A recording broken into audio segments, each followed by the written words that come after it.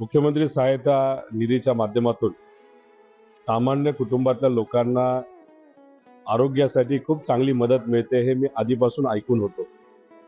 2019ला मी जेव्हा आमदार झालो त्यानंतर सुद्धा मला या योजनेचा माझ्या मतदारसंघातल्या अनेक सामान्य कुटुंबातल्या लोकांना आरोग्यासाठी जी आर्थिक मदत हॉस्पिटलला ते सुद्धा प्रायव्हेट हॉस्पिटलला आपल्याला द्यावी लागते, त्यासाठी खूप चांगली मदत झाली।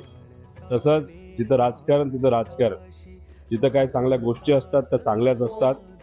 आत्ता सुद्धा एकनाथ शिंदे साहेबांच्या मार्गदर्शनाखाली हा विभाग महायुतीमध्ये सुरू आहे। त्या विभागाच्या अंतर्गत चिवटे भाऊ सुद्धा माझ्या बरोबर आहेत।